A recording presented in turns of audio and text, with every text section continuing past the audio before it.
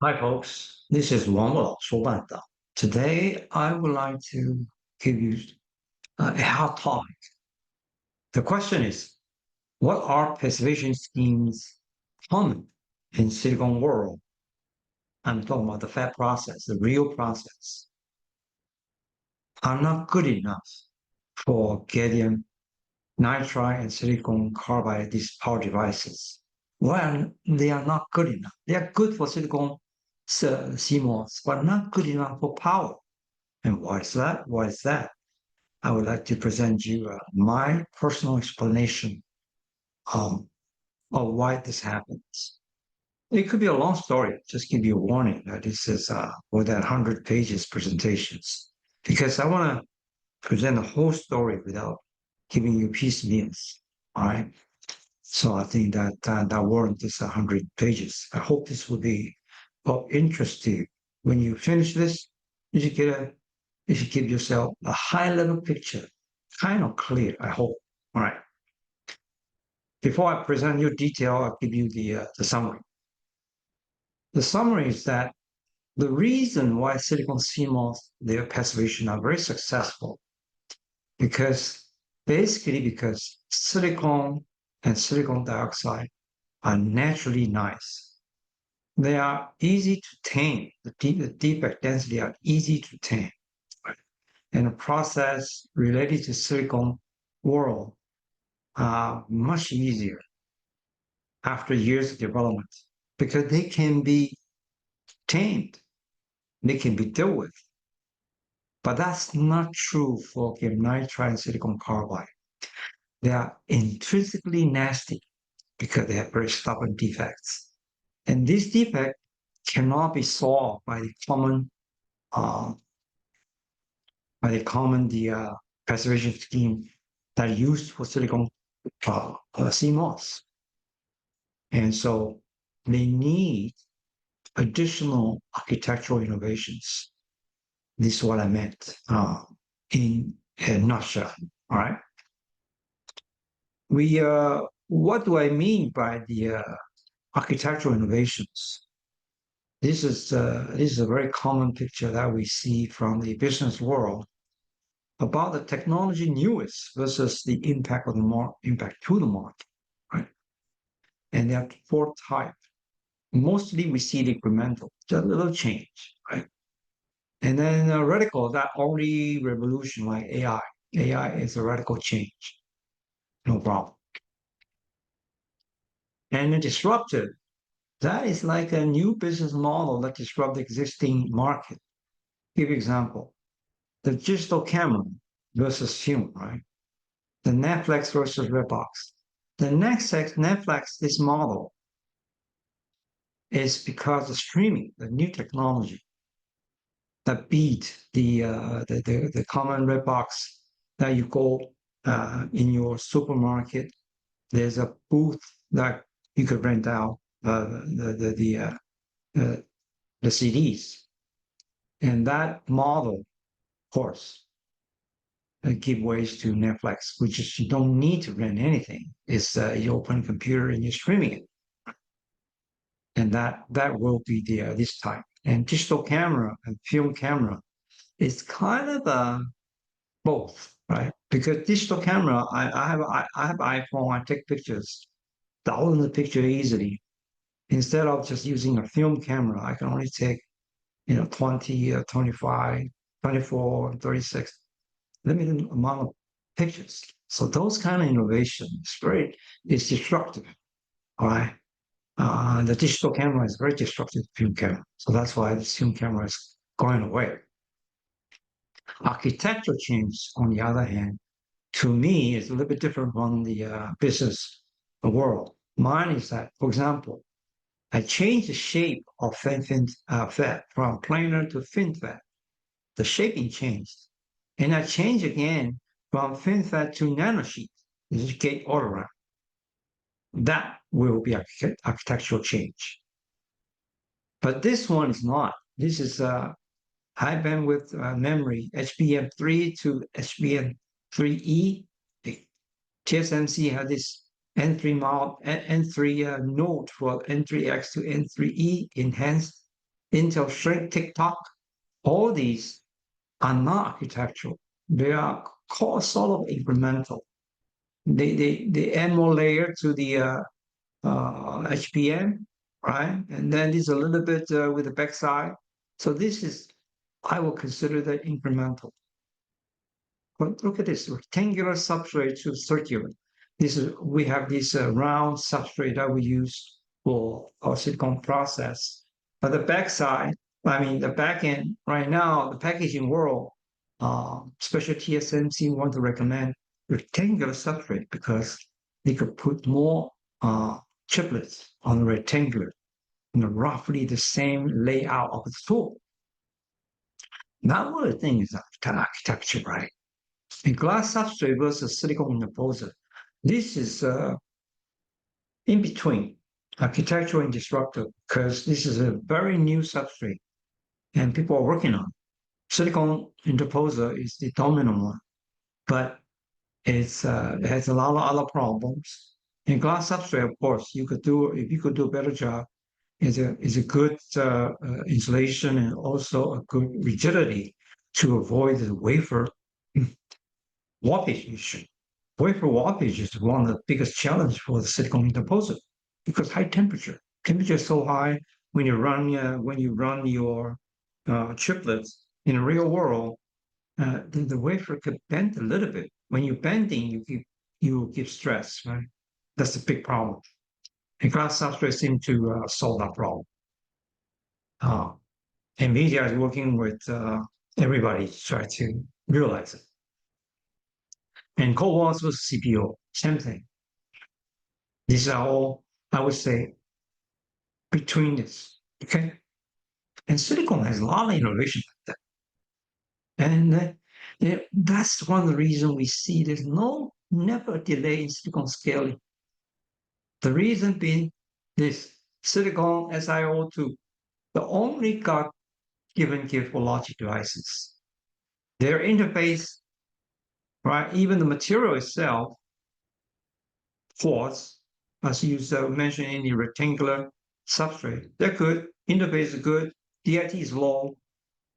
They are the only one. They're the only God-given gift for us to use as a logic device. We talk about that a lot, right? And all other fails. Okay. And all the passivation scheme devices are reasonably easy to apply. You want to change something, it's not that bad. At the end of the day, it seems doable. Intel says, I can't scale past, I can scale 10, 7, but TSMC can. So it's not that it's a showstopper for everybody. It's just sometimes Intel, for any given reason, did not scale fast enough. But TSMC did it. So there's no fundamental showstoppers, right? There's no true showstoppers. You can see that the transistor density versus the scaling is kind of linear, right? Linear. You just had to change your architecture a bit, and you solve the process issue related with it. The point I want to make is that they are solvable problems. None of them are truly say showstoppers that forbid you to go. So that has been demonstrated for the last many years. That's going to be like, the whole Earth's history going to be at 30-some years, still going strong. But because I will emphasize again that silicon and the nature of silicon and it's native oxide, intrinsically nice. They're nice people, so easy to govern, easy to manage, to change, right? To modify. But why? Okay. But in scaling, you see that actually many scaling parameters, the VDD, high KIO thickness, your LG, DFIN, sigma BT, they have gone flat. Right? You cannot scale them any further, but performance scaling continues. And this constant rate, the picture I show here, this is the slope is a constant, meaning that they're moving with the same speed. All right. So there's no showstopper. Interesting. Why?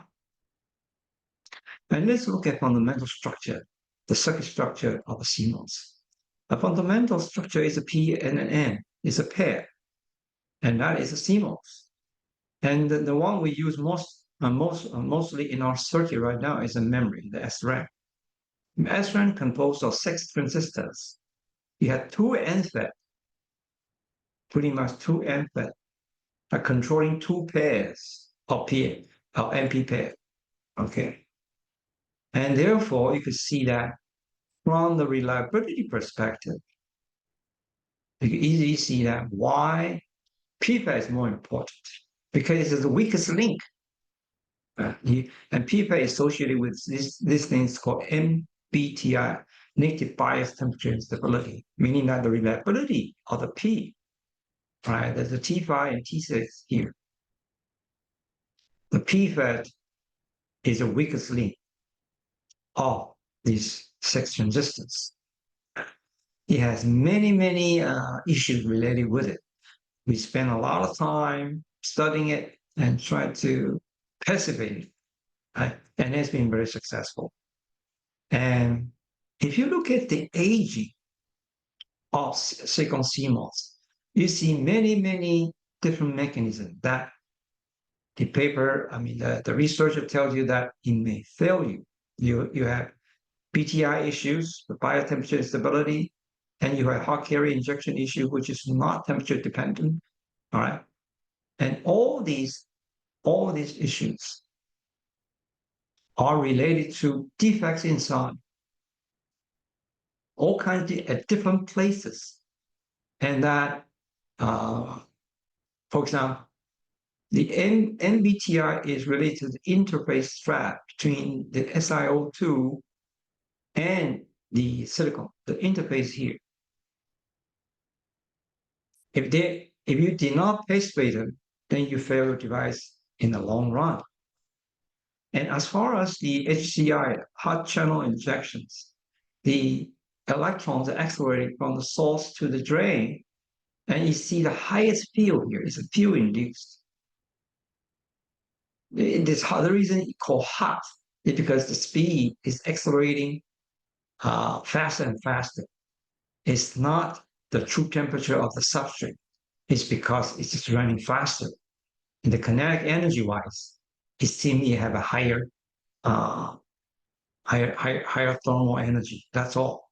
It's not really that it's hot. It's hot because it's a higher velocity. And initially, people think that this is field dependent, right? But the VGG right now is very low. The VGG or VD, they're about 0.7 volt or lower. So HCI should not be a problem. But it turns out that's not completely true because the aging, the oxide here, the interface here, the corner here become weaker as you go longer and longer in running your device. And that could make the HDI exasperated, because the energy of the electron is higher. You could create electron hole pairs and damage the oxide further. But all these issues, my point to present you is that this is all have been found by researchers, and they all been dealt with, right? And they have many even the, for example, I want to go a little bit deeper. The K oxide, they have also the interface oxide and the bulk oxide, tons of oxide. Tons of trap, tons of defect that are waiting there to high rubber your carriers. But there are no showstoppers. People say, "Oh yeah, tons of problems." So what? Because they're easy to fix by silicon CMOS process, right? I'll give you another example. I think this picture is pretty nice. The interface trap, oxide trap, border trap for hot channel injection are no difference from the NPPI. Okay, the fundamental mechanism is that the defect are interfering with the channel movement, with the carrier movement. And you had to figure a way to solve that problem so as that the defect impact is minimized. That's what passivation is about. Okay. And we've been studying this forever. For example, here, that this is a high K, right? It's high K. Silicon oxide is here, silicon oxide, and it's high K. And we do know that there's a defect band inside SiO2 that can interact with your carrier. But if you play some game by inserting some silicon layer, then you move the carrier injection position. Then you don't see defect. Here, there's no defect. Then your reliability, much improved. So that's why I call silicon passive. So you do some process change, a little bit, just a little bit. This I'm talking about sub-nth nanometer thick. It's fine. Okay, this is for typical germanium fab. These kind of examples everywhere. Just a minor process change. You improve your reliability or your device performance. The point I want to stress here is that we know the system very well. On top of that, once you know it, you could figure a way, a process change to mitigate the problem. And the problem seems easy to fix. Not that hard. Okay. All right. And all right, so let's go moving forward. But there are many seemingly showstoppers. These are all the top three I want to mention. I will discuss detail with you. There's a seemingly showstoppers. But at the end of the day, there's no problem, isn't it? It's very interesting. For example, the fin cannot be too thin. D-fin, the width of the fin is fixed about 4 to 5 nanometers. You cannot go any thinner. You go any thinner, you'll be in trouble. It will be not manufacturable. Okay, what I meant is that sigma will be too high. And LG cannot be too narrow. Your LG is probably at 10, you're in deep trouble. The variability of VT is too large, below 10. Okay, or else, you go below 10, then you can barely control your VT. So you cannot scale that too. And thickness-wise, the overall high K IL thickness is controlling around 2.5 nanometers. Any thinner than that, then you have higher leakage. Too thick, you'll see your capacitance go down. You cannot pull enough current. So there's an optimum value for you to work with. That is depends on each factory. Each foundry has their own special recipe. The structure won't change though. It's still SiO2 less than 1 nanometer, and then high K less than 2 nanometers, something like that. Right? That's what you work with. And that once you become in your process will become POR, you won't change it. And nobody else try to introduce any other high K IL system in silicon world. It doesn't exist. Every fancy high K you put it there, eventually is proven not HBM compatible. Okay. And look at the channel. Right now, people talk about 7532 nanometer. These are not channel widths. Okay. What I meant is this. This is one atom, right? One atom is 3 angstrom. And one silicon layer, 100 layer, the thickness of that is 1.36 angstrom. So obviously, this is not channel width. That's because it's just a scaling performance that related to the transistor density. That's all. Okay, so don't be confused with this is the channel width. It's not.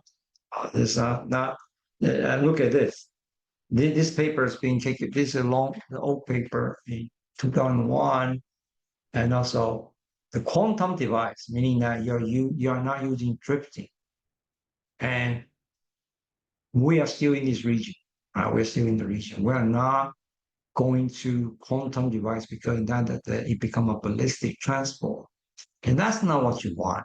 It could be good, but it's very hard to control that. So, and people, we are not working in this region. No. So this is 1 nanometer plus minus. This is nothing to do with this. Okay. It's nothing to do with this. Right. And it's because people are talking about cell size now. Look at this is the fin, and 10 nanometer is 7.5 track. T is a track, number of tracks. Okay. And then typical, we are working at the this is what typically we have 6 track. And people move to 5 track or 5.5 track.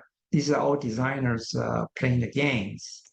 But the key message that the area reduction has to be around 50%. Okay.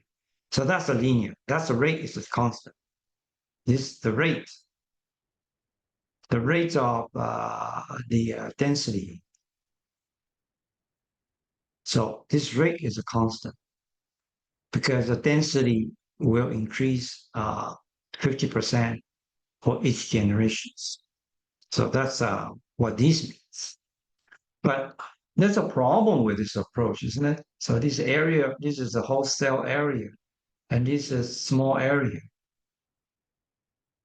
The process is roughly the same. You say, oh, well, I have the EUV, I have the high-NA UV. What do you mean the processing? Processing means that 80, 90% related to this. It's the same process of the previous generation. You just make it patterning denser, right? But if that's the case, what about the variability? The process is roughly the same. 80, 90% are the same. But you have a tighter spec. This means that your variability are naturally higher. This is, I call a denominator effect, right? So this we're going to talk about that later. So naturally, if 50% reductions, and many things you cannot change, nothing you can change here. And process to make this happen did not change either. It's just your patterning change, and maybe your aspect ratio change a little bit. You do some recipe change. And what about your sigma? It's not going to be 50% higher by building because you change the track, the size of the cell, right? That's what we're going to focus on. Look at the LG limit.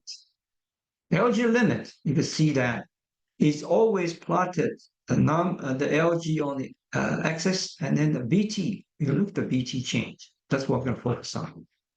For the FinFET and the FDSOI, people think they are all following these formulas, right?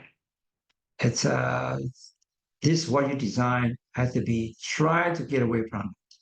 And the key message in this graph is that when you're under 10, look at the 10 here, right? 10 here. You can see that significant change in the VT here. What I meant the change in VT is that a little bit, because your process changed at 10, right? You cannot get exactly 10.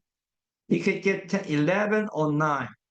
So this window, you could see the VT change go down 50 to 100 millivolt easily. Depends on your architecture, right? And nanowire, we don't do nanowire anymore. So it's comparing with nanosheets and FinFET, right? The FinFET, you can see that from 9 to 11, you could change this easily by close to, say, 40 millivolts. Is that okay? Well, what did they see? Right. That's one. And then the CET, EOT scaling no more. Right. The thickness, you can see that. The high K interface layer, they call them flat. Right. These are all flat. You cannot keep scaling down, it doesn't exist. Because when Scaling down, you have too higher leakage. And these days, we don't improve on high K IR anymore. And that's been fixed. The reason is this. CET reduction is limited. A better Y arm, right? The thinner your cap, the thickness, the capacity, the CET, then higher the capacitance, meaning I could pull more current. But 1 angstrom of tin dioxide, you have 3 to 5x IR. Just 1 angstrom. But as we know that one silicon layer is 1.36 angstrom. And then this is like sub-layer change. How can you control that? Right? Once you process stabilize, then you have to stabilize it. You cannot make any change because it's too sensitive. Too sensitive. So this is the reason why we don't do any scaling. Once you figure out that your foundry process, your peak hour CET that you like, you're comfortable with, and that's it. You don't want to change. Okay. On top of that, the silicon FinFET has a thicker native oxide. This is for planar, this is hard enough. And then this is silicon oxide is thicker because 110 has a larger interfacial distance between each layer. So naturally, you have it's 110 is 1.92 angstrom. But here, the silicon itself is 1.36 angstrom. So this is like 50% thicker for the same oxygen, all right? So all these complicate your process, like PFET could be thicker than NFET. So people spend a lot of time trying to optimize this. And once people optimize, become a POR, you don't want to do any change because you have bigger fish to fry. You want to do something outside this to improve your process. So the scaling is done. You cannot do any further. How about the thin, the thick, the thin thickness? And look at this, rig simulation. Now you can see the VT change. VT change is linear to this subpotential change. At 4, is some value is at 50. But at 3, it becomes 75. That's normal, right? This become exponentially increased. So that's the reason thin width is you don't want to work in our area, right? From 5 to 3, this one give you too big a potential change, and then your VT cannot control. So well, VT only 50 millivolts. Is that okay? I'll show you. No, that's not okay. And fully depleted SOI, the thickness of silicon and the box is also fixed. You can look at that. A rule of thumb is that thickness should be 1/3 of the LG. So 32 nanometer, 22 nanometer, this is what POR for global foundry. Your thickness should be around 7 nanometer. And IBM proposed that for their fully depleted SOI, FinFET is 14, right? It's 40 nanometers, the T thickness 5 angstrom, and 10 nanometer or even lower than. But why you cannot scale it down any further? Because the variability induced, the VT shift induced is 25 millivolt per angstrom. So any change, you're dead. And that's one of the reasons that Intel did not use that in the beginning. Because first of all, it's very expensive. Second of all, the VT is not controllable. So you cannot be reduced. So there's no process in this world below, say, 20 nanometer. Right? If you want to say, I want to do 7 nanometer FDSOI, that's impossible. Sorry, right? Because the T thickness is too thin, variability too high. Even you can make a device that the variability will kill you. Okay. So that's the message. And I mentioned here, well, what about just say, less than 50 millivolt? Is that a big deal? Oh, it is a big deal. Look at this. the sigma BT, right? Trend before FinFET is going up. This is Intel high volume data.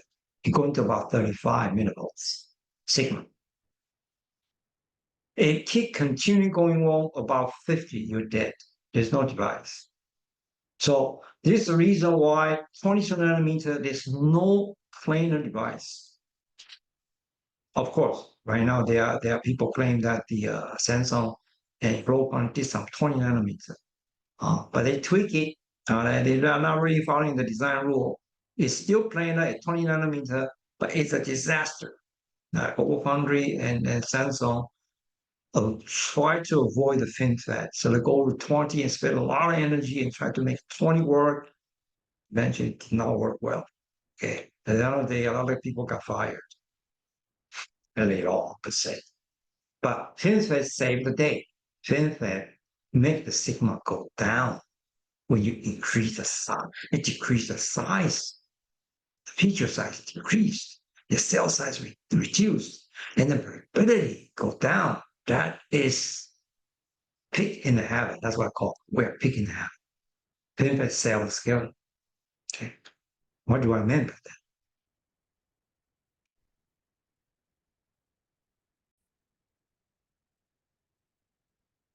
The other limit is VDD. VDD scaling is also done. What I meant is that you look at the butterfly curve.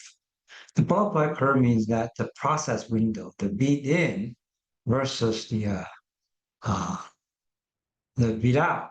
You need to have a window. Otherwise, like this case, you know, you don't have a window that you don't know where your VT gonna be out gonna be, right? There's no window. And these two is done without process change. Only thing changed is the VDD. VDD changed 1.1 volt to 1.7 volt. And you can see the shrink of the eye. I call it the butterfly eye, you know, it's at the eye window. This window closed.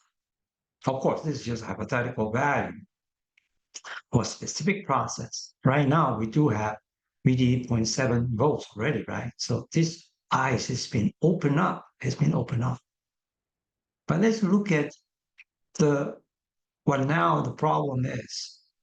The multi-window, the multi-VT window is your VDD, that your supply voltage minus the VT floor, that the minimum of your VT, right? The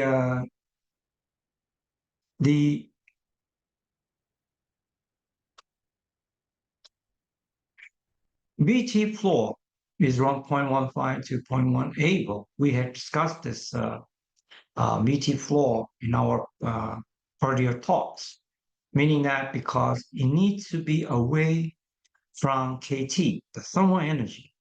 The minimum of VT is your thermal energy, KT. Every electron, every atom move with that energy. Every electron move with that energy, the minimum energy. So that's your minimum KT, minimum energy is KT. That's 0.0265, 026 volts. And you need to be away like, 5A KT is away. That's why this 0.15 to 0.18 comes along. TSMC reported about 0.18. You could use more aggressive. But use more aggressive, then you risk of a higher signal, right? And VDD, we know we need to reduce it because the power, the whole CMOS is about PPAC, power, performance, area, and cost. And the power is controlled by the applied voltage. The lower the applied voltage, the lower the static or dynamic power. So people are now try to press that to as low as possible. So right now it's 0.65. And you can see that the window between them, that's your supply voltage. It has a maximum about 0.7 volts.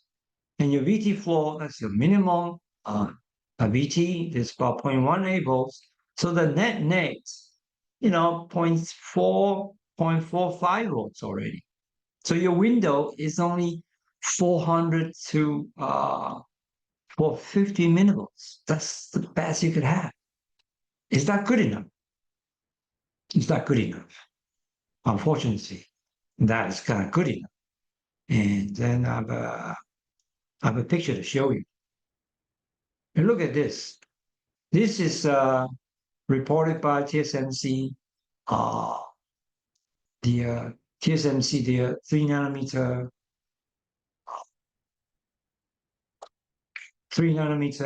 multi-VT.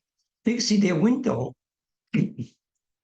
Let's say it's 200 millivolts. Not even 400 I was mentioning. I was mentioning like, and this is 3 nanometer. For 200 millivolts with VT floor of 0.18 volts. And you need to put how many VT there? 1, 2, 3, 4, 5, 6. All right. See, this paper is exaggerating. You don't put 6, right? You can't put 6. You put 6 VT on each device, N and P. And imagine if you do 6, then divide by 6 VT window, then you have 35 millivolts for between each VT. And therefore, and look at this picture again here. Any small change, you got like 40, 30 millivolt variation. And you can see that this is without comprehending other process change. Your work function model change, all that crazy change that will eat up your budget, your VT budget. Your VT budget, window budget, right, is only 35, maximum 50, right? Your window budget, total budget for each device, N and P individually, is about 200 millivolts. And each between VT window budget is about 35, or a little bit higher. That's it, right? Depends on your process or your customer demands. And these can easily, killed by any variability. So that's the reason the variability in the defense sigma cannot be too large. 1 nanometer, your process change, right? And that will eat up your budget already, right? How about the other one eat up? Let's look at the other one. What about defect? If you have a defect, it's 0.1% atomic density of silicon. This meaning about 10 to the 12. Now, 10 to the 12 will give you how big a change. You use a CV over equal to Q charge. Capacitance is 1 nanometer. It's about 3.4 microfarad per centimeter square. And then you could use the formulas to calculate what is a VT change from this the defect density of 10 to the 12. And 10 to the 12 is only 0.1% of atomic density, meaning that 1 in 1,000 of silicon defect is not passive. And you can look at the actual silicon surface. 100 is actually 6.78 10 to the 14 atom per centimeter squared. 110, this is where the FinFET is. It's about 10 to the 15. Okay, so 10 to the 12 is actually, easily is 0.1%, right? It's 10 to 15 is 1 in 1,000 defects. And then put that number in, you can see the net change is 47 millivolts. That it just eat up your budget, isn't it? It just eat up your budget. And your budget is less than 50, remember? Okay. So that kills it's just 1.1% DD 10 to the 12 defect. It kills it. But silicon, at the end of the day, silicon gets the job done with flying color. Because our defect density, silicon world defect density, is not E12, it's E10. It's 2 order of magnitude smaller than this assumption here. That's the friendliness of silicon world. is naturally very low and make it work. All right. So it's nice. That's what I keep saying. This baby is very nice, intrinsically nice. So you could do that. You could bring down your defect density from 10 to the 12 to 10 to the 10th easily. Okay. And how do you capitalize that? How do you capture it in your HBM? High volume manufacturing readiness that is captured by this value called ABT, called Pilgrim plot, this plot. Intel proudly presented its outstanding manufacturability for 14 nanometer. Indeed, at times, the world first and world best. The ABT, look at ABT is just the slope here. The slope here is the area, 1 square root of the cell, the device area, width times length, and then the sigma associated with it. The dot here are the true HBM data. They are not just paper data. They're true data. Okay, you can see that NMOS is better than PMOS. PMOS is higher, as you know, right? PMOS is not a problem, and TPI, that problem also it has the CD stressor. So it always has some problem with the process. So that's why it comes with a higher variability.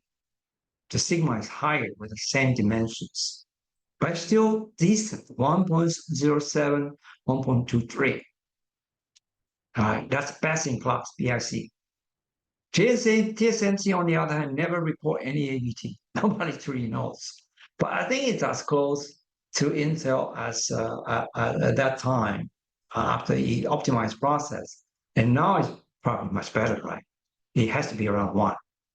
Otherwise, the 3 nanometer will never work.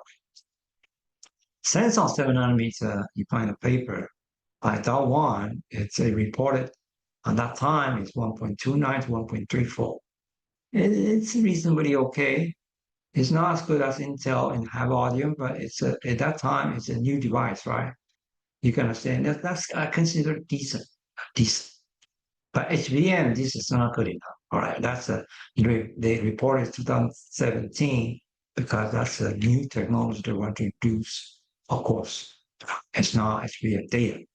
Okay, and if from the HBM perspective, and multi-VT and MVT process window signal is about 50 minutes because this is what I calculate, right? The process window called 3 sigma control for 6 sigma. In total is 6 sigma control, right? But the plus minus 3 sigma for that's what the 6 sigma means. And then your multi-window spec is your window spec divided by 3 sigma has to be greater than 1.33, your CPK value. By putting this formula to work, then your window has to be, the sigma has to be, is a window spec divided by 4. Okay. And it's 200 millivolts divided by 4 is 350. So your sigma max is 50 millivolts. That's what I calculate for you, right? Here. And then one defect kills you. Not one defect. 1 in 1,000 density. So one defect in 1,000 atoms kills you. That kind of control, you can expect that. How tight it should be, right? And it worked. TSMC selling 3 nanometer to Apple, no problem. But they fortify the process. It is on the I think iPhone 16 already is on the market, right? They're using 3 nanometer, and that works. Means HBM data showing that their sigma must be far less than 50 millivolts. Okay, and that's that's amazing. Okay, and that I would attribute it to the provenance, the expertise of the TSMC, manufacturing and research group. But don't forget, That's because silicon is tameable. They are naturally nice. If you find a way to tame it, they can be tamed. But gallium nitride and silicon carbide are not that. Okay? They are not. No matter how good you are, you just won't be tameable. Okay? We study SiO2 system tremendously. Actually, we know that we finally figure out before we able to passivate. Right now, we already passivated without knowing why we did that. We can do that. And look at this picture. You can see that the defect, right? That the red and the blue, all these are traps at the interface. And then go down to detail, it's kind of hydroxyl E prime, oxygen vacancy, all these.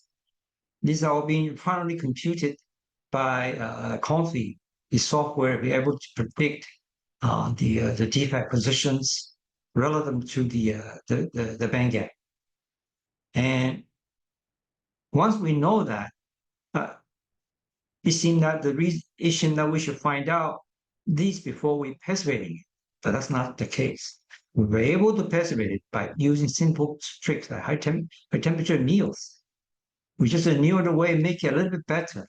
What happened is that the high temperature anneal, the SiO2 interfacial layer here, the quality of that just grown is not good. But when you go to high temperature, the SiO2 become going through a plastic deformation in a way that rearrange its atomic structure, make it a little bit nicer. So it shift the bandgap. And then and using the trick we previously know that we could easily passivate a material with all kinds of passivation or even material system. One I showed earlier here, right here, that we figure out the defect structure here. And we can move it around a little bit by high temperature anneal. In high temperature anneal, this kind of broad, this is like a big one. And at a position that is not desirable. But with the knowledge that we obtained, the high temperature anneal can shift it around and make it nicer. Okay, here is PMA for 900 degrees. And all these are based on the nature of SiO2, silicon SiO2. They have a good nature and they are easy to pass with. Just do a high temperature anneal, a laser anneal, and all that stuff, right? And the effects very obvious, right? The low temperature oxide, or it could be a CVD oxide or just an oxide, are grown in air.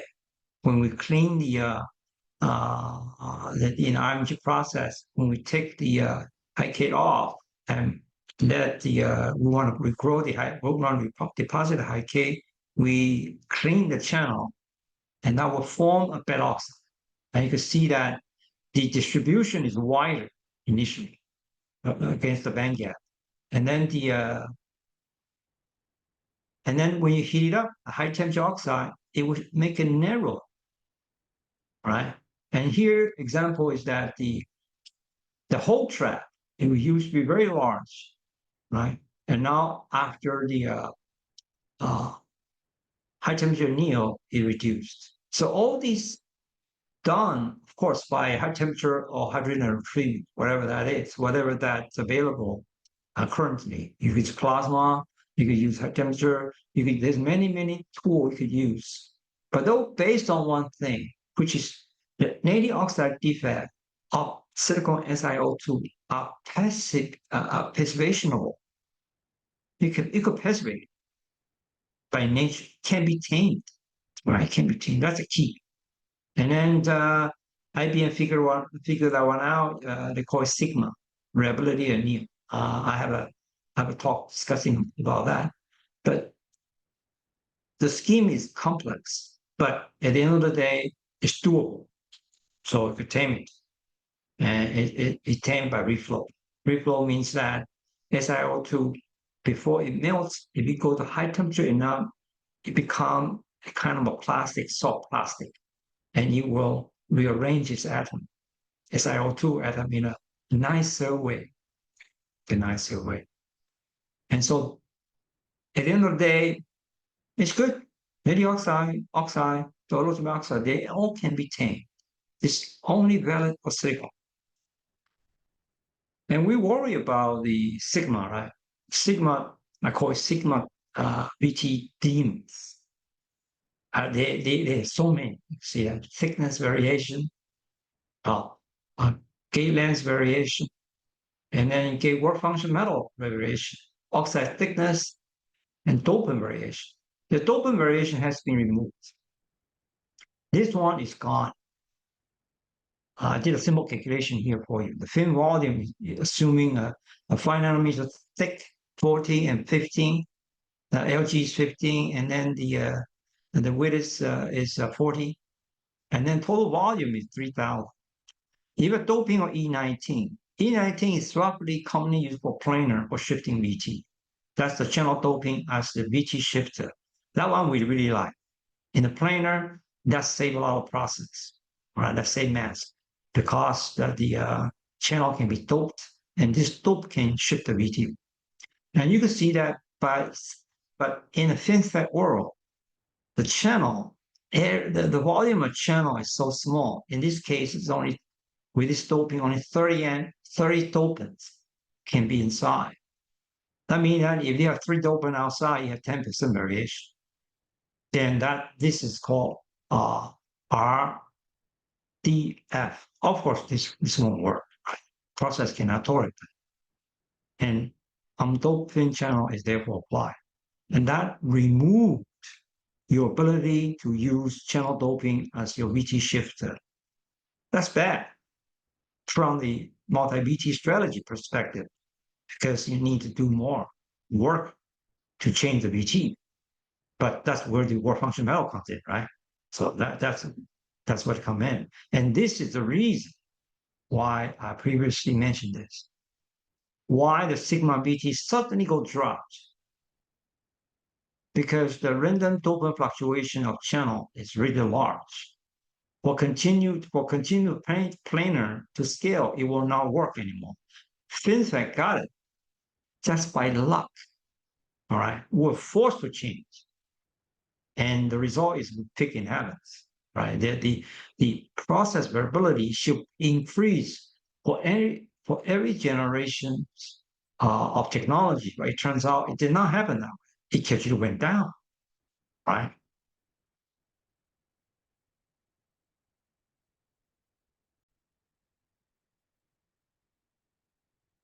And if you look at other papers, they are actually worried about the gate oxide work function variation. The grain size dependence is the one that every paper that you can find out show that this is a showstopper. Because look at this. TIN is common, that commonly encountered the work function metal. Their work function changed by 200 millivolts. Right? Here's 200. Here's 150. And it doesn't matter what the probability or percentage, right? All these meaning that the variability is large. 200 millivolts, easy. You're not doing anything because you're using this material. It naturally has 200 millivolts variation built in. How can you accommodate that? And we know that. I show an example. One defect accounts for 47 millivolts, right? 1 in 1,000 defect. 1 defect in 1,000 atoms. And here, but fortunately we could passivate it. But in here, if you use this nitride metal, which we use, which in our P-first approach, we use a lot as a major work function metal that we use, besides tungsten nitride, as a stock there. You can see, how can you avoid this problem? I cannot just grow 100, say, fix its work function metal that way, because it's done in a CVD process. I have no control of its grain orientation. I may be able to control the grain size, but I may not be able to control the grain orientation, right? I don't have that magic hands.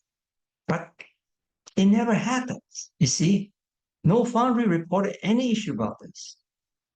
Why is that? I think the reason is that the work function metal, the POR, P first process flow, is a multiple thickness shaving and redeposition. Reposition should be redeposition. Okay.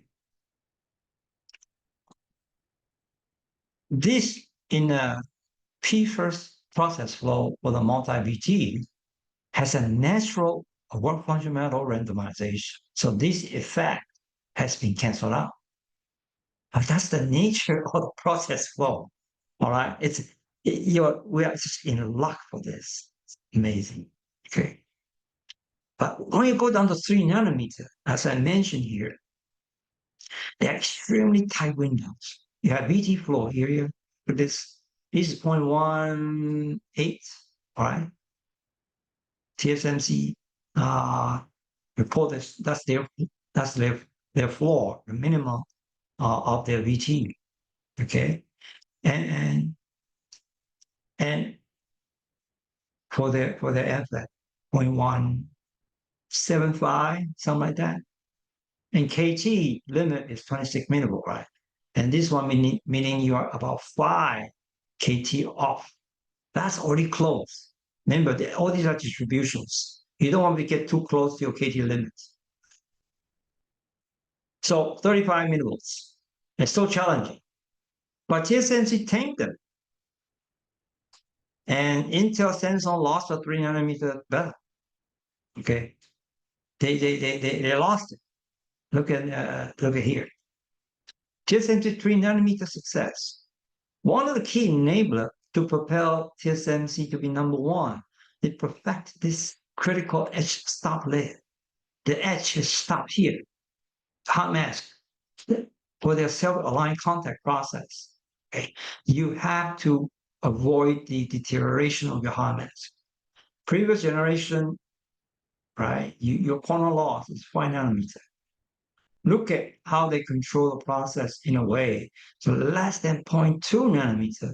This is less than one atom. It's about one monolayer of atom. That kind of loss, that kind of control, meaning that there's no loss, pretty much. Okay, so that they work with a supplier, and then with a new recipe, they were able to do that. So this is a material innovation and process improvement innovation, and that give them 300, give them the baseline of 3 nanometer success. All right, and then the more detail about that is that what I'm trying to say is that TSMC find atomic control. This is into the atomic control now came the sigma VT at 3 nanometer. That's the key message. And these days, if you look at the cell, we're not talking about feature these days. Previously, we are talking about, as I mentioned here, in a quantum limits. All right, in a quantum limits, I introduced these quantum devices. We're not in the quantum devices. We are all in the reasonable LG or widths. Widths cannot be too thin. It has to be 4 nanometer and above. But the channel itself cannot be a quantum level, quantum limit. If you look at this, what changed is the structure, the cell structure. T is the track. So you can see from the 10 nanometer 7.5 track to 7 nanometer 6 track to all the way. This one has been volume HVM already, high volume manufacturing ready already. Apple is shipping out product using TSMC 3 nanometer process. This one have four track from this 7.5 to 4 track, and let's put it from 4 to 3 and 5 to 3. You have better in terms of area. This area is about 50% less than that. and you still can make it work. Your flow is the same, but your denominator, your area is very small, and then the track is smaller, meaning that you have higher variability, right? Used to be here, you have 5 track, and now you have 4. That meaning you had almost 25%, 20% decrease in randomness. And that did not translate to process control, process sigma, or it did not. Tighter control make it happen. This one, they keep improving their process to make this transition work. Okay. And going forward, 2 nanometer, all right, and look at what Intel proposed, Power via, and then the backside interconnect, the backside PDN. All these we have talked about this in my one of my previous talk in the packaging technology. These are introduced by Intel. They demonstrate in Intel 4. They use 4 nanometer to make it work, but they did not. The pilot successful at 4, but they failed at 3 because they announced they're going to ask TSMC to manufacture 3 nanometer. So they just do a demo, the 4, using a 4 nanometer test vehicle to say, oh, this is good. It worked. The yield is matching the 4 nanometer. Well, they don't have 4 nanometer product, okay? But, and then they will not do it at 3. TSMC also, I don't need it to run 3 nanometer product. I don't need it. Okay, they will introduce them at 2 nanometer, the second generation, not the first generation. Meaning that TSMC has a tighter process control, so even they can make the things work without this new architectural innovations. So, conclude my silicon CMOS world scaling story that the shows complete success because silicon SiO2 and silicon high-K defect impact are easy to passivate. They can be solved. It can be solved. All right. And timely process and architectural innovations, they ensure constant rates of scaling. This is very constant, right? It's constant. The slope is the same as before, not much. It's always 20-35% performance keep improving. They just change architecture, change some process flow, and change some pattern. That's it. There's no fundamental showstoppers.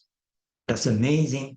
And I think that's the reason I keep saying silicon SiO2 is a God-given gift to humans, right? But can I say the same thing for silicon carbide and gallium nitride?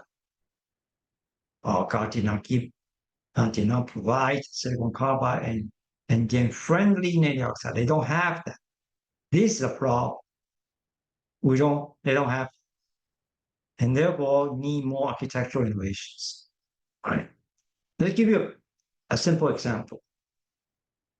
This table summarizes all kinds of SiC products that utilize all kinds of different ways to grow the SiO2. I mean, their equivalent SiO2, which means their native oxide, the oxide type. But at the end of the day, silicon is maintaining a high value. All the rest is 2, this one is 2 to 7, 40, 35, 25. This one a little bit high, but it's only for some lab, never in HBM, all right? And these are all the good one is, in reality, is far less. But their intrinsic mobility, I mean, electron mobility in silicon carbide is 900 to 1,000. It's very high. You look at this. The intrinsic mobility of silicon is 1,400. Right? Then we probably use a couple hundred, about 400 to 500. And then the silicon carbide is from 900. Some report claims 1,000, but it's very high value. But at the end of the day, you do a lot of oxidation, try to improve it. you got 90% loss. Severe degradation, you get much less than 100. Probably you got 50. You get 50, you say that's normal. That means you lost 90% of your intrinsic mobility, right? No matter what you do. You try all kinds of things, the peak mobility, 50. You get 100, you would jump and say, oh, I'm so happy, right? Even at 90% loss, usually 95%. Why is that? If you look at just from natrium oxide perspective, a little change of SiO2, in this case, you change it to germanium dioxide, which is actually close to SiO2, itself has a problem. And you can see that it's very difficult to passivate already. It's just changed from SiO2 to a mixture of two natrium oxide, and that gives you trouble. It takes a long time to figure out if you use deuterium. High pressure deuterium passivation, somewhat effective, but TSMC say they are using it, but I'm not 100% sure they are truly using it or not. They did not announce the 3 nanometer because if they truly use it in HBM, that will be only one in the world who can do that, right? And they did not broadcast it that they are using it. If they are, it will break about it a lot, right? Because Intel did not use it, Samsung failed to use it, everybody else failed to use it. And if TSMC truly utilize it fully at 5, they should use it at 3, but they do not seem to say so. That put me in a suspicious seat that they may not use it. But anyway, because my point is that a little change of the natrium oxide from silicon dioxide to silicon dioxide plus a little bit germanium oxide, that gives tons of trouble already. That at least 2 out of 3 foundries said, no way, I'm not going to use it. Okay. So that a little change on natrium oxide, that's my message. Kill 2 out of 3 foundry. I'm not sure about TSMC, but at least Samsung and Intel say, no, I can't use it. I'm not be able to fix the problem. Even the paper says so, but that's not good enough. And the reason is that God gave this almost perfect silicon SiO2. See, the natrium oxide, now natrium silicon is 10 to the 15. All right. The defect density. It should be, this is atomic density, okay, and this is defect density. But when you put oxide on, immediately drop to 12. This is before passivation. No other oxide can do that. Right. If you put germanium here, it's 10 to the 14. That kills it. Okay. But all this good stuff, good for silicon CMOS, inadequate for power devices. Because the gallium nitride and silicon carbide has a natural low crystal quality. When you go either grow yourself or buy a bulk one, their quality is a lot inferior to silicons. And you cannot really do high temperature because they will damage the material. Silicon, it's okay, amazing. Because diffusion in this material are very different from diffusion in the silicon world. And this material, gallium nitride and silicon carbide, has very stubborn intrinsic defects. And there's no good natrium oxide to make it work. You could apply all the passivation scheme you could think of, but the effectiveness of the passivation, because you don't have a good natrium oxide at all. This gallium nitride natrium oxide is gallium oxide, right? It's full oxide. Silicon carbide should give you good natrium oxide SiO2, but the combination of both doesn't work well. We'll show you later, right? And look at the process flow. Process flow, so I'm going to split this talk into 2 parts, silicon carbide part and the gallium nitride part. The silicon FET process is much simpler. It's only N FET, there's no P FET, right? And you can see that the process flow all the way down here is straightforward. It's not, there's no complex back end line process, right? And simpler. So, well, the process has a few steps. This means that you have fewer variation, isn't it? But that's not the case. You look at this, the fundamental change that's for the silicon SiO2, you see that it's D10, all right? It's the defect density is E10 level in here. We're in here level, a little bit above E10. And this is very good, right? This means that my defect, if I can reach that, then my VT shift is very small, associated with a defect.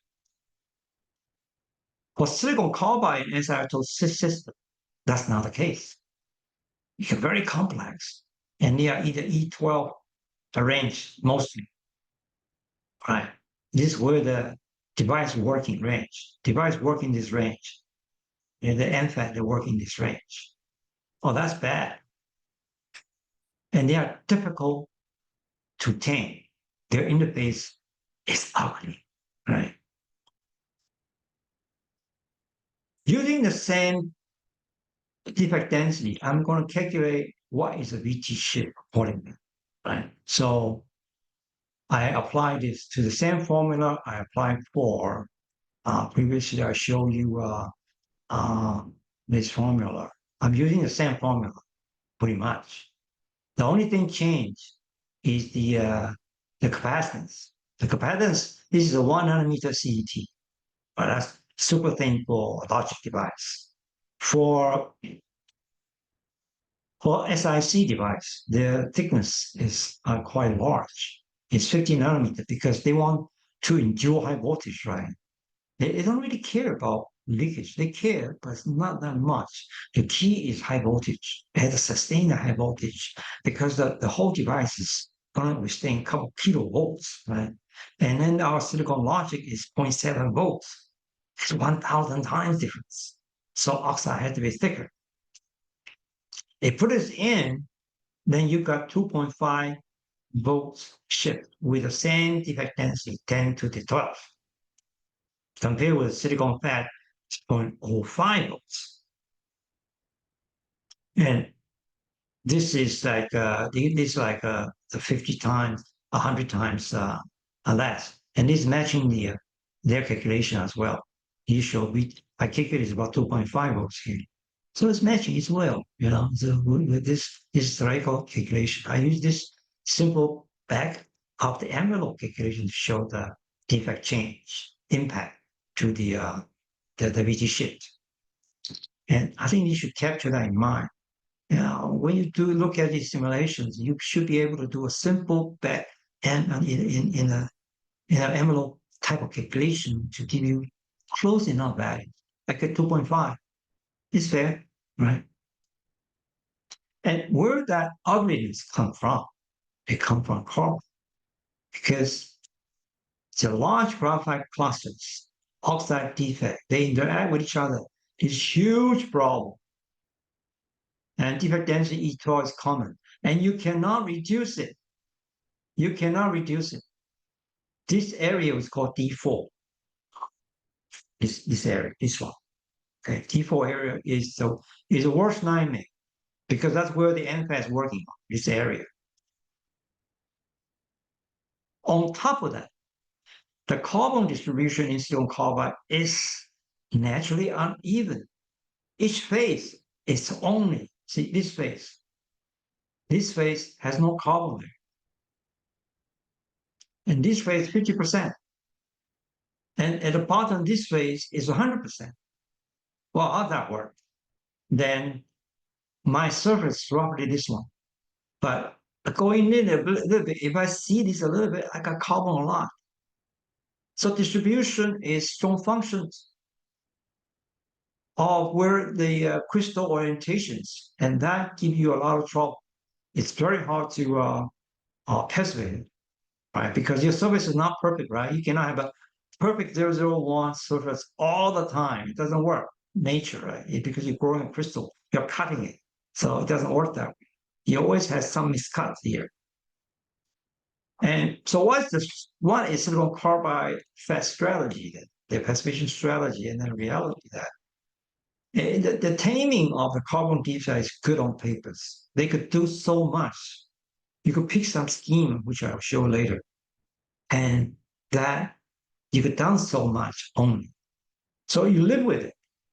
You just have to live with D12, the defect density or E12 by using architectural innovation for performance. This you learn from silicon, right? You change some shape. And actually, the reason why they change some shapes and how will that work. And the defect here, as a silicon SiO2 defect here, electrically, what does it do? It will stretch out your curve. It's supposed to be your VT shape is like this. Go all the way there and then go straight up. But if you have a defect, this means that you have no defect. It goes straight up. But if you have a defect, the response of the voltage response to those defects is that you have a stretch out.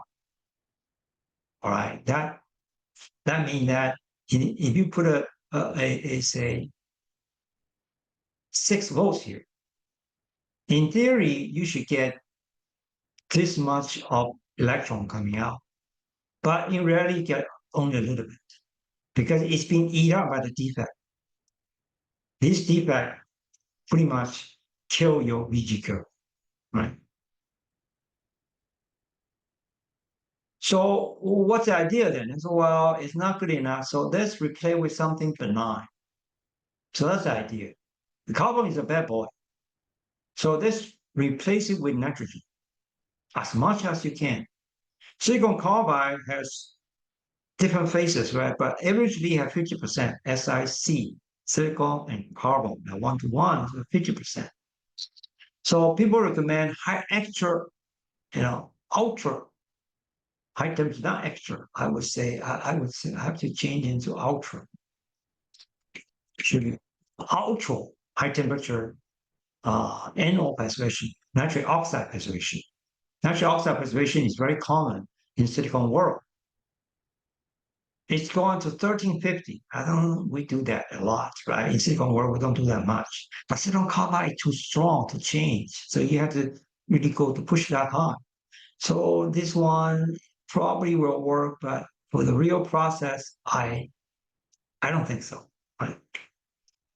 And if you look at this report, I calculated silicon atomic density is 100 is 6.78 E14, and silicon side is 1.2 15.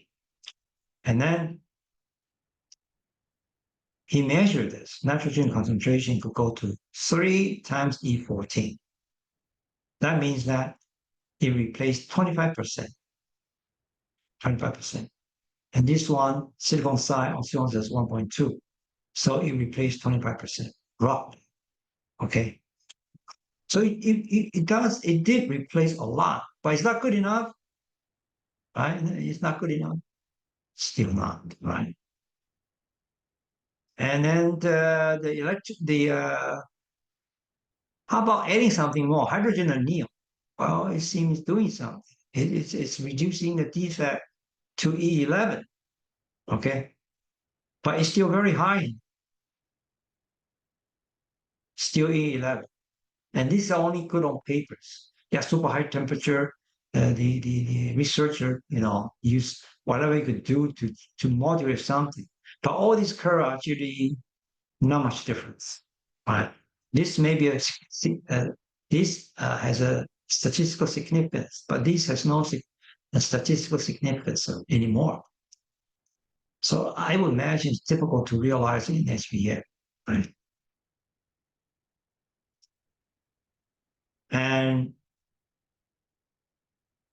this is another picture of that showing you, wow, it's a scaling, and that's you could drive down. If you look at the value, 4 hours of 90 oxide. There's no foundry would do that. They have no way of putting a device there for 4 hours just to leave it, because something else could happen. So this is okay demonstrate on a piece of paper, but it's not going to be SVM compatible. It's not high volume manufacturable, right? So, so you can see how high it is by nearing time. As you go down, even 7.5 minutes is very long because that's for each wafers. It's pretty bad. And then device, you're gonna heat up to 1350. How do you know every part of the device is receiving 1350 degrees Celsius? Because we're talking about 8-inch wafer now. It's very hard to maintain a high temperature for extended period of time. Your wafer will buckle. Okay.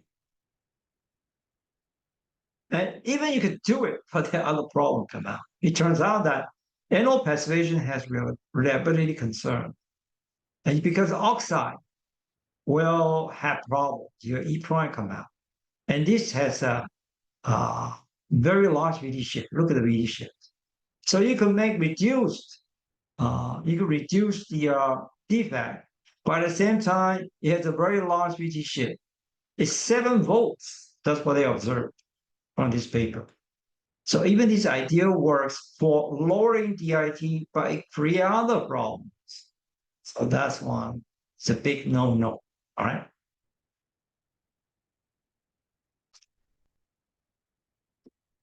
And the device would per se say, well, E12 DIT, so what do I do?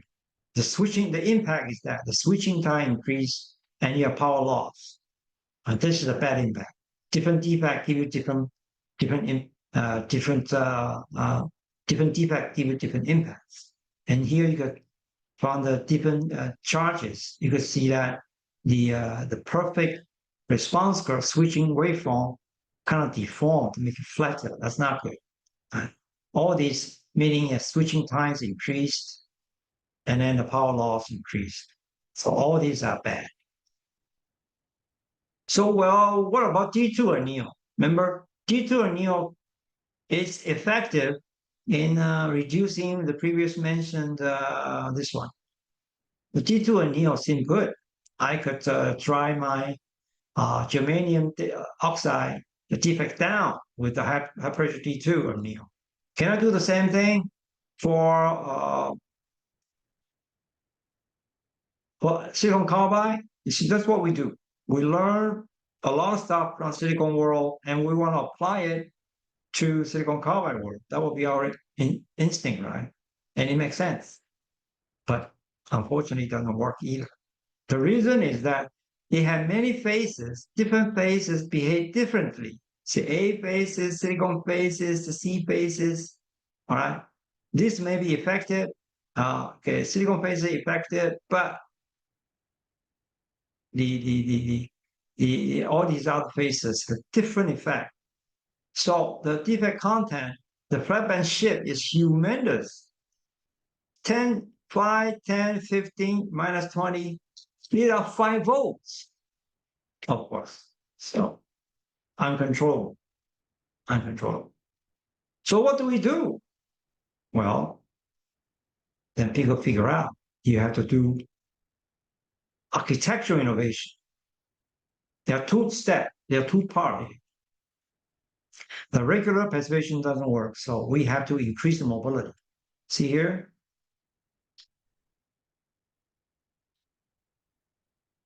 These are the mobility we get regularly from the 1000 plan. That the mobility is 900 to 1000. And we lost a lot, 90%, but nothing we can do. So I'm going to increase this. I'm going to increase this value. I'm going to increase the 900 this value by going to a different architecture,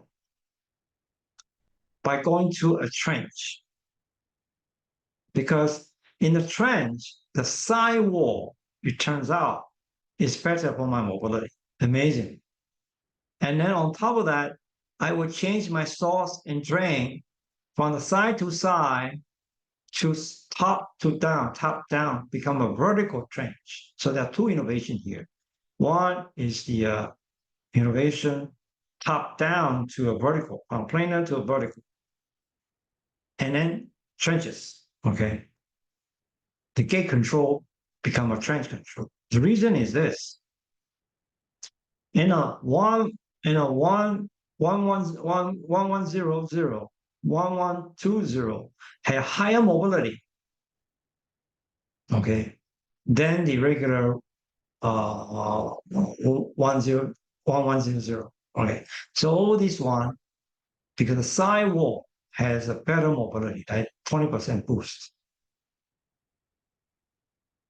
So we're moving from planar to vertical and transfer, improving your breakdown voltage. Here you have a thick trip layer. The larger the trip layer, the more voltage you can apply because the field will be less, right? Field is inverse to the distance. So the larger the layer of thickness, the more field you can apply. And the sidewall has a better mobility. The sidewall 1100. And when you etch down, the sidewall here has a better mobility. It's good. Mobility higher. And you go to vertical, and then you can modulate this trip layer thickness. You could tolerate higher voltage, breakdown voltage. And then and breakdown, not VBG, sorry. That it should be a VBD, breakdown voltage. And you go vertical, then your area is smaller, right? So the device will be smaller. That's good. That's good. All right. And your sidewall mobility, 1100, 1120 orientation, this gives you the best orientation. So you come free with that. But there's a price to pay. Because the resistance now, when you apply voltage all the way down here, you can see that you're going through many, many regions. All these regions has to have lower resistance. And here in a trip region, all these can be controlled. You can dope it properly, that's fine. The only concern is the drain voltage, the contact here. The contact here is the biggest challenge. It's called backside metallization. This part actually is one of the most difficult parts. This one, you just change the doping, you figure out, right? You can use simulation and then figure out what's the doping you should provide here. All these are easy process. You just change the way you doped. But here, the backside contact, you use very different metals, very different tool to do that. I have a talk about backside metallization. I'm going to check it, and that has been crucial. Okay, and you can see that the power devices, the mobility you get here, see, all these are very common. These are rare. The company uses 10, 20, 50, right? But eventually wrong, one of the big suppliers of silicon carbide devices, they are Infineon, wrong, Wolfspeed, they all produce that. But they did that. And then I think the backside contact do very good. Our own can be reduced. They say it's 50% reduced, come with the planing. If they could increase the doping here properly, right, without losing the field. So this is a game they play. You have to increase the doping concentration. At the same time, you do something to reduce the field here, which you will do later, right? And then initially just a trench. But the trench here, the gate trench here is very weak. The field is very large here. So you could damage here. We're talking about kilowatts, couple kilowatts. So you do a trench in source area. And here you play you use the doping here under the trench, under the source area, make a trench, you go deep, right? You go deep. You dig a trench. So you have a source trench and you have a gate trench. And here you could use a doping here to modulate the field here. This is what's been done. Initially, the gate trench has the highest field. But with a source trench, you spread the field to the side, and then the gate trench, where the real pressure, where real gate pressure, the gate voltage pressure here It's your last field. You use this tool as a sacrifice. Okay. This idea is like the JPS idea. And this is innovation by changing the architecture. So what I meant is that industry find a way by changing the architecture. And you can lower the ROM, you can do many good stuff, reduce it, they could reduce the size or the same size with a lower ROM, and then the capacitance. All this can be done. And the newer generation is silicon carbide MOSFET. Even bigger now. See here, the trench dope here, it's a P implant along the trench sidewall. It's deeper. They just make everything deeper. It's the same idea. And YouTube has this video about what happened. I cannot show it because the software does not capture that. So you go watch it yourself. By copying this web address, you go in there. So pretty much the fourth generation and third generation, the same architecture. It's just the size is small, and then the capacitance down is smaller. Everything's smaller. You just have to make sure the field, the trans field here, can make your can keep the gate trans nice intact. But the idea is the same, just shrink it a little bit, and that's good enough. And you can see that the benefit of that is support all these terminologies, say 15 to 18 volts. But the reason is that it competes with IGBT. Right? It will lower it in a way that the gate source voltage can be reduced. And that's important, actually. And for the high power device, let's not go into detail. It's just that they need to have innovation to compete with IGBT, which they did by doing what? By doing the deeper trench. That's pretty much it. By shrinking it, deeper trench. And so as that the field still can tolerate a high voltage. And there are other innovations. Look at these cool SiC, cool SiC. So this cool SiC, I think this is a European company, and B Group, Japanese companies, Mitomo. All these are trying to use a similar idea. And they have a Barry one. Okay, they're using a different phase. They think this is even better. If they can actually, yeah, why not? Gate oxide still 50 nanometers. And then they could use this buried, they don't want to do trench. They want deep trench everywhere. They use a buried P plus to modulate the field here. I think this is pretty smart. Okay. And if they can make this work, this is definitely smarter than the trench idea, which is wrong. And then Infineon, they all have this product, this technology. I think even the Wolf speed, right?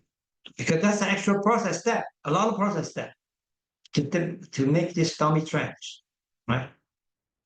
And if you could bury it to reduce the fuel inside here, you're fine. And that's, I think, that's pretty good. To me, it's always nice. And there's a new product come out from Wolfspeed and EPC. They could do a Gen 4 2.3 kilowatts. Oh my God. And the temperature is 150. And this is what they come out. I use the AIN substrate. We talk about this different substrate impact the defect density. We didn't talk about that here, but definitely is there. Okay. And this one, they are coming out. They are not. They said they're ready. You'll be. You can order it soon. Right. So this is the newest one I saw. So you can see that at the end of the day, you cannot passivate silicon carbide interface much. What you can do is get a new phase, 1100 or 0338, to get a higher mobility.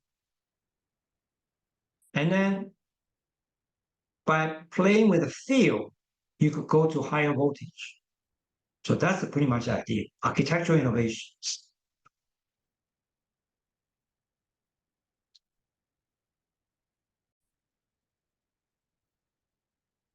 So what about gallium nitride then?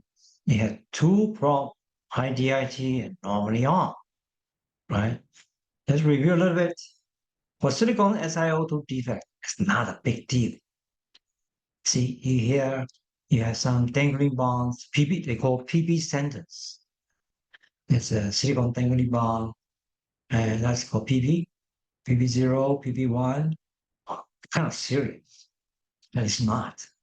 They can be pacifist, easy. They are mild. There's no bulk defect. The silicon inside is no bulk defect. SiO2 has some, but they can be dealt with. But compare that with silicon and gallium nitride, you see that, wow. Silicon carbide and silicon and gallium nitride. Silicon carbide is a lot nicer than gallium nitride already. If you look at the gallium nitride, how many defect passes the passage on gallium nitride versus the silicon carbide. Here it's only some here, all right, for silicon carbide. But for gallium nitride, there are so many different paths. All these contribute to your VT shift, right? So that's it. It's far more traps. That's detrimental to reliability than SiC effect. So we need to do a lot of work here. Gallium nitride, cheaper, but it has a lot of problem by its own. But why is that? Why there's a lot of problem with gallium nitride? Well, fundamentally, this is the reason why. The gallium nitride 2D electron gas formation is way different from silicon world and very fragile. This is silicon. Silicon means that you apply a voltage here to change your work function, the effective Fermi level of metal, and you bend the band on the silicon side, this is silicon. And you bend big enough. When the EI is below the Fermi level by 1.5B, you form a so-called inversion. And this inversion is a 2D gas, right? That means that you apply voltage. It was not there in the beginning. You apply some voltage to make it happen. But that's not so gallium nitride. Gallium nitride, it just make it happen by itself. So it had the GaN and L-GaN. It forced the L-GaN band edges to be like that in a way, and then the Fermi level in a way, so you have a band bending naturally at the interface. And this interface band bending is enough, large enough, and boom, you got a 2D gas form.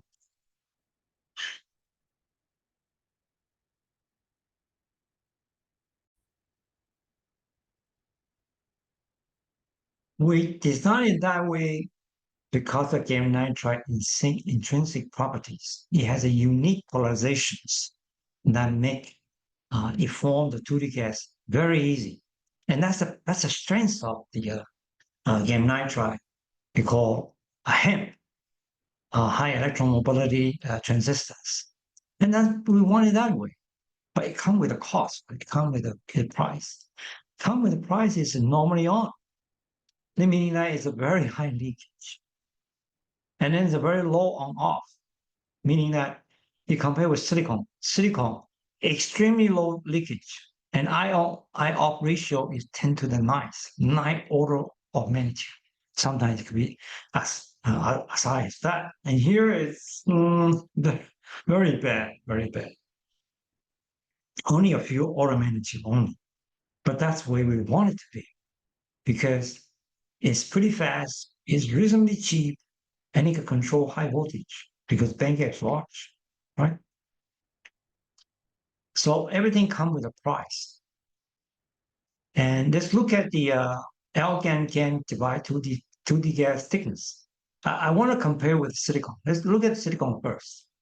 Silicon inversion, it's at the interface about 1 nanometer to 1.5 nanometer here. So in inversion layer thickness, 2D layer thickness is about 1.5 nanometer, right? And this is the thickness. This is a voltage applied on your calculator, different thickness, but pretty much 1 to 1.5 nanometer thick. And if you compare with a 2D gas of LGAN, GaN head, this system, people calculated, right? This is this is a thickness. A is a thickness. It's about 22 angstrom. Silicon is about 1.5 nanometer. This is about 2.2 nanometer. At the same, roughly the same electron density, charge density. This one may not be as high, but it's close. And its position is polarization material system dependent. So this 2D gas, that's where we want to use it. In silicon world, that means it's on. It means that the current can go from source and drain easily, right? And here it's not normally on already. But these polarizations, it complicates the GaN nitride BT a lot. You see that? There's P1, P2, P3, P4, so many polarizations. And then the BT shift, see that? Has all these strengths of polarizations. The more you introduce for your polarization, the more concern you have, because that was subject to process variability. There are so many variables here that are all controlled by the physical process, thickness, density, the positions, and all that. And of course, the defect density is there as well. It depends a lot on the bulk interface, right? And at the interface and the surface. See, has many, many more terms in terms of BT that could change the BT. So this tells you that the BT control are more complex than silicon carbide and silicon devices. That's by nature. It's just the way it is. Okay. So high K good for silicon. And then you see that you change the high K, and then the K stress, it just change your BT shift a lot by volts. All these, except the aluminum oxide is pretty good. The rest is you change, it will move with the stress.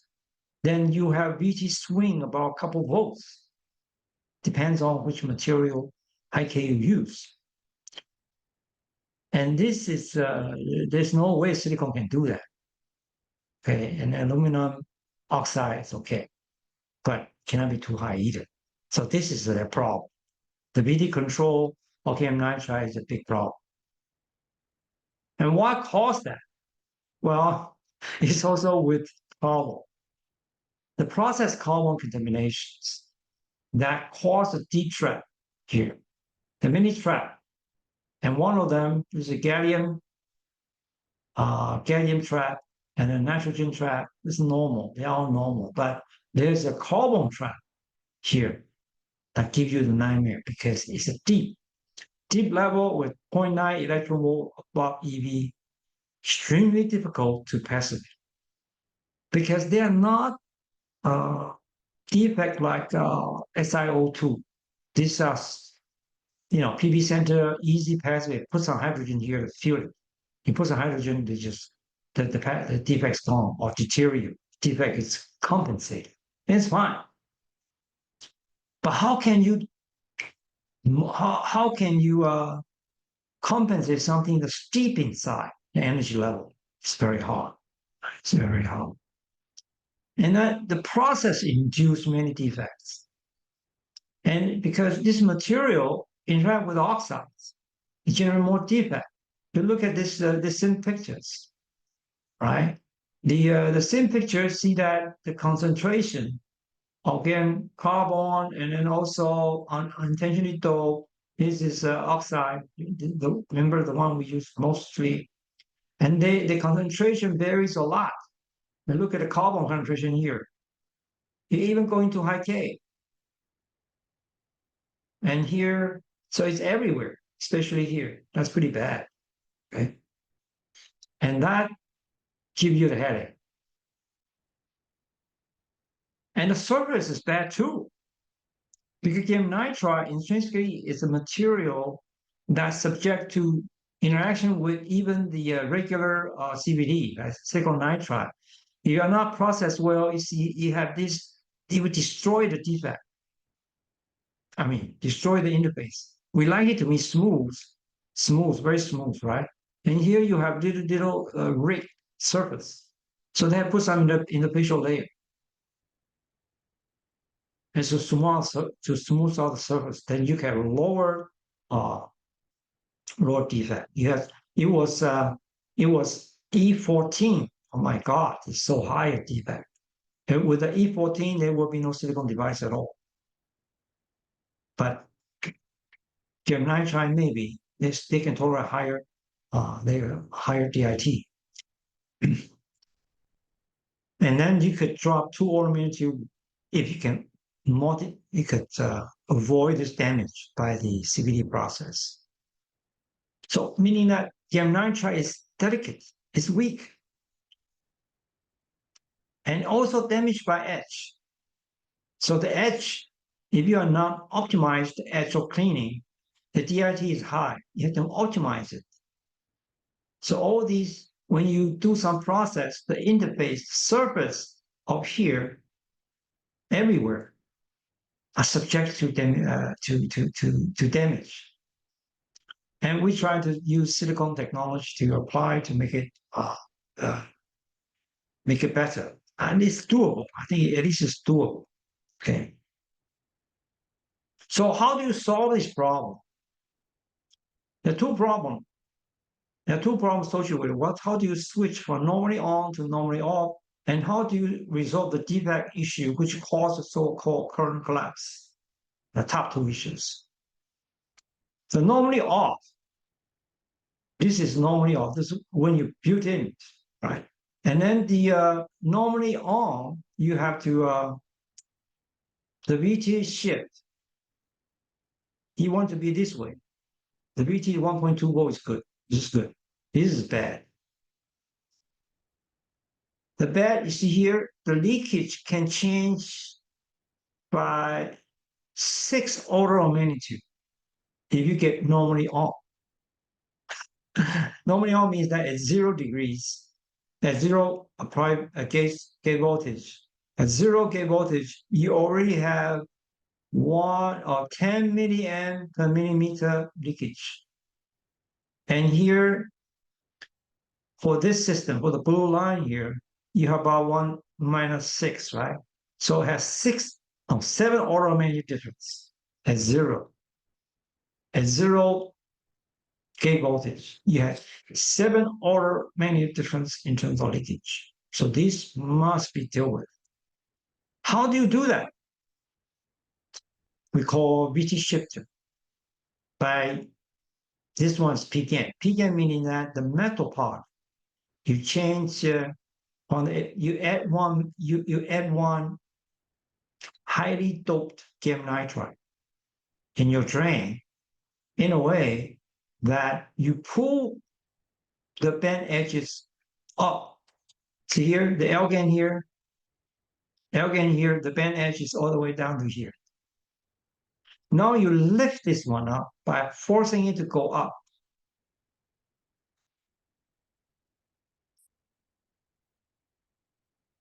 By forcing this L-GaN bend edge to go up. How can you do that? Well, that's the reason you put a P, because the formula level had to go flat. So you put a P here, this P, this formula level, force everything to be aligned with it, and it will force the one to go up. You force the L-GaN band edge to go up. That's the beauty of using P-GaN, not N-GaN, or only P-GaN, because P-GaN that is close to the EV side. Use this unique approach, very smart. and then you kill your 2D gas, right? And 2D gas is normally no longer normally on. It's normally off now because the band it did not go down. The band edges of GaN did not go deep inside to below the Fermi level of GaN. So here's where you form 2D gas. Now it's lifting up. There's no chance for forming gas while forming 2D gas naturally then. So that's the beauty of it. And you could also play with the GaN concentration here. You also can play GaN here. That there's a region, if you have enough aluminum, you'll be normally off here.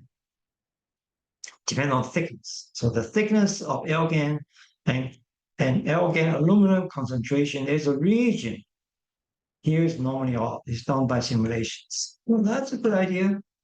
I'm sorry, this is normally off, this is normally on. So you want to avoid here, you want normally on, you do it here. The other one is the dipole. Dipole engineering, you change the oxide here by doing maybe yttrium oxide. That may work. And this idea is from IBM, currently dipole engineering for gate-all-around devices. They use dipole to ship BT. I have a talk about that. You check. It's ideal. It's an idea. Ideal. Sorry. It's an ideal. It's idea. It's an idea stolen from Silicon Game GAA. It's IBM idea. But it's not probably not as good as you think. Because it look at a good idea, but there's a natural problem that the drain current reduced. It was here, it reduced to here. The leakage induced by whole line shift to the right. So there's a cost. You lower your IG. And so people say, well, let's reset gate. Reset gate, I can control right away. I made the gate lower. It was previously the 2D gas here, I control the gate here. It's kind of remote control. No, I don't want remote control. I want direct control. I'm going to reset my gate right here. All right, that seems reasonable.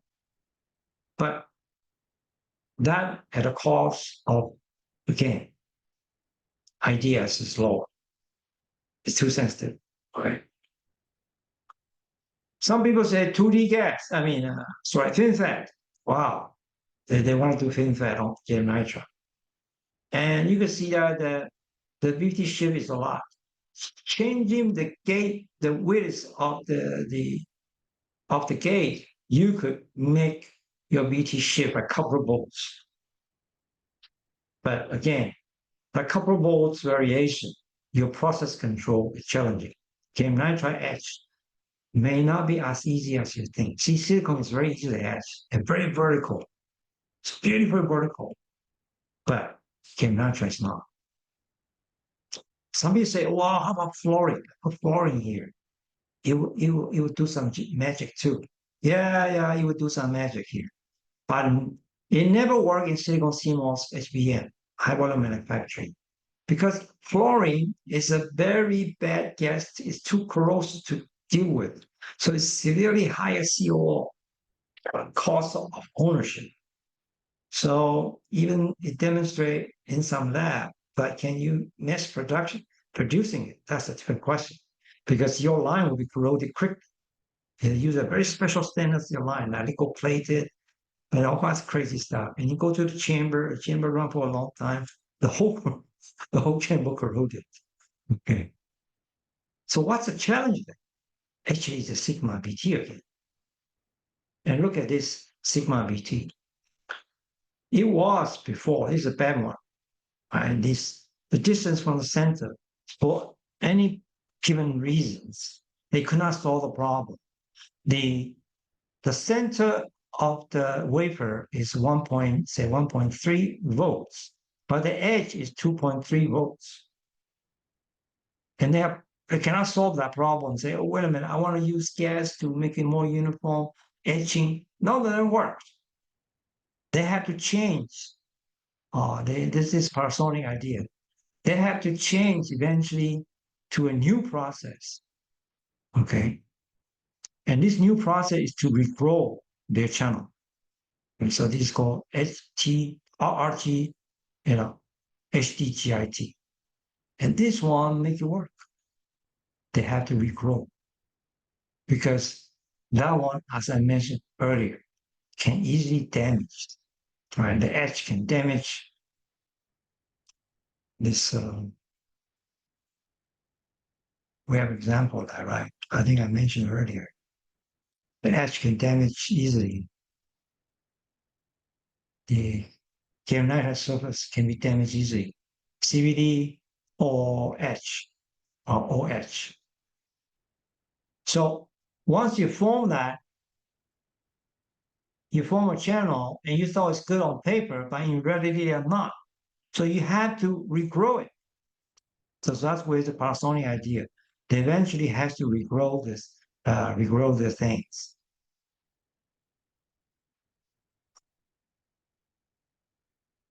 So they have to regrow it. And that's the that's one that show you how difficult it is. Now let's pause a little bit, think about the leakage path. What do I mean by current collapse? Leakage path. Look at these two pictures. Which one leaks more? Surface or bulk? What do you think? The carrier can move on the surface, can move in the bulk. Which one leak more? And you look at it, look at the data here. Bulk leak more by a couple of order of magnitude. The surface leakage is a little bit leakage here. This never happened in silicon world. Okay, only happened in again these kind of 3N devices. And gallium nitride has a different polar, called gallium polar or nitrogen polar. Which one will give you more leakage? It turns out the gallium says, gallium polar, are highly resistant, and N polar, highly leakage. So this is why epitaxial, the N polar and gallium polar, will give you a very different the leakage. It could go off by orders of magnitude. Amazing. And which one leaks more? Is the least, all these structure. And then the one I want to show here is that you had to put high resistance PCD gallium nitride here by carbon doping to make it less leakage, highly resistant. So you had to put carbon there. But when you put carbon there, it'll give you trouble. Let's see how it goes. Current collapse of gallium nitride hand, meaning that when you apply a high voltage, suddenly your joy current just go down. All right. It's supposed to be the blue line, but when you apply a high voltage, it gradually go down to the red line. And why is that? That's called current collapse. Current collapse means that resistance going up. The intrinsic resistance, material intrinsic resistance going up. So what's wrong? Well, why is that? Because the defect from the carbon can induce current collapse. Here, the 2D gas is formed along this line, and the defect here can weaken the 2D gas. You want it to conduct, right? That's the idea of 2D gas, conduct by itself. The path here is very low resistance without defect, very low resistance. But the defect here kind of open the circuit. And that's bad, meaning that your 2D gas can be influenced easily. And why is that? Because the carbon here again, this carbon create those traps. The D trap in again gallium nitride layer that produce that make your resistance go up. The resistance goes up is by killing your 2D gas or influencing your 2D gas to an extent that 2D gas has a lower value of current. And on the bulk picture is that it happened because the charges will go through here from your substrate. That this difficult to comprehend. You have a defect that assists the charges to go from the bottom to the top, and that hurts your 2D gas. So it's kind of a, I think it's oh my god stuff. How can you do that? The charges from the backside going up all the way to this layer and hurt your 2D gas. Because again, nitride, the carbon contamination process is defective. So this is a very delicate, difficult to comprehend and finally figure out process. And in our world, it's called carbon neutralized, ionized. It's acceptor state's been ionized by injection from the substrate. This defect was initially neutral, but it was later ionized because electron coming in. And that coming create a field, right? The field with 2D electron gas. That is a problem. The solution for the current collapse is kind of interesting approach. You use a P-GaN. What it did is that at the drain side, it provide a P-GaN so that the same voltage. At the same time, using P-GaN to inject the holes to neutralize discharged traps. The idea is kind of interesting. This does not happen in silicon world. It is very unique in the gallium nitride world. It did not happen in silicon carbide as well. But that solved the problem.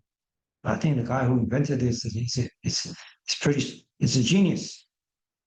And the overall industry, gallium nitride industry solution for resolving the current collapse, the CC, there are many approaches. You know, you have to do everything. It's not just one thing. This can solve partially. All right, this can solve only a partial get partially neutralized, not all. Right, it'll do a lot of work. So this one could be surface passivation, silicon nitride, for example, is a little bit better. It had other problem, but probably a thin layer is good. And I think the unique one is the fuel plate. Right? The other one, the surface get dielectric, and then the optimized device geometry. I think fuel plate is the one that's most interesting. It's a more complex architectural innovation, fuel plate. What it means is that it's like a remote control. So here, he tried to influence the channel here, but it can't. So he used the charge. I mean, the fuel plate is a field. So you kind of influence remotely, and it depends. And it could be a multiple. Say here, you have one here, and then you extend the fuel plate here to influence something beneath it, and then or you have double. Here you have the source plate. This one you have a source plate, and you have the gate and source plate. These are both more complex. Of course, it comes with a very delicate controls. If you're going to go a little bit deeper, is that the source plate and gate plate, these all can extend in a way to manipulate what's inside. This is a minute control, 2D gas, a minute control. And this fuel plate can help to solve that problem.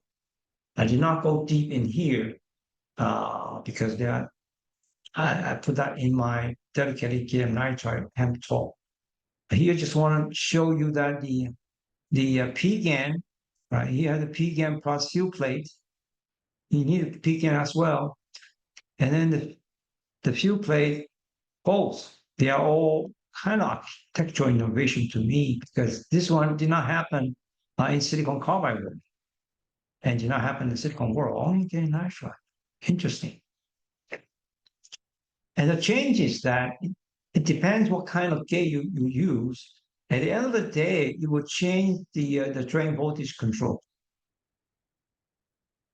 And typically, if you have no field plate, you can control about 300 volts. But with a complex field plate, you could go up to about 1500. This one's unique. Of course, they modulate through the electron gas, and then the IDVD curve. Hopefully, without the loss of drain current. That's what we're trying to optimize it. To design and the process. Field plate is a remote control 2D gas. That's what I'm trying to do. And try to manipulate the field inside here. And if you compare silicon carbide again, you can see that silicon carbide, all right, and the GaN is still planar structure, but silicon carbide is it's more trenches involved. The sideway here, because you want to have a better mobility on the side. This does not happen in GaN. GaN already had 2D gas. You're trying to make 2D gas, the 2D gas here with your P-GaN control, all kinds of control, field plate control, try to manipulate the 2D electron gas here in a way that make it better. And because that 2D gas inside GaN is very delicate. You try to preserve it. You do a lot of architectural changes. You put a faceplate, a field plate everywhere. You put a P-GaN just to want to keep the way it is. Hopefully, it will. You don't have this current collapse problem. Silicon carbide don't have that problem, but you had a problem of too low mobility and too high the field in gate trenches here. Right, so that's what we're trying to do. And recently had the vertical GaN come out already, similar to this. The idea is that to make it small. But that one you have. So this is the current last year's summary about overall performance of P-GaN, P-GaN ham, and then the vertical back. So this one, GaN is coming to this area. It's future generations. The other one, I think, is a good summary of who's producing what voltage. This is the voltage-wise not as good as silicon carbide, but it has its own advantage. It may not be that high voltage you need, right? But this is good enough for their purpose. So this is a summary of all these vendors that are producing it. Okay, and that's give you a quick summary. So I give you a final indeed summary. That the indeed summary means I clearly show you that silicon and silicon dioxide world is intrinsically nice. They are easy to passivate. A lot of process change you can do. But gallium nitride and silicon carbide, on the other hand, they are intrinsically nasty. They do need additional architectural passivations. They have to change the shape. They have to live with a nasty nature. The stubborn surface defect cannot be passivated. They can passivate to some extent, but not to the extent like silicon and Si2. Right? So they have relied on a lot of architectural passivations, like field plates of gallium nitride, and then the trench of the silicon carbide. They live with it and do something. Okay, that's the best they can do, and that's pretty much what I'm trying to do in this talk. And so let's bring back to the first page. It is a long story. I explain why passivation scheme common in silicon CMOS process flow are not good enough with gallium nitride and silicon carbide because of the nature of the silicon and SiO2 versus the nasty nature of gallium nitride and silicon carbide. All right, that's it for the talk. Thank you very much.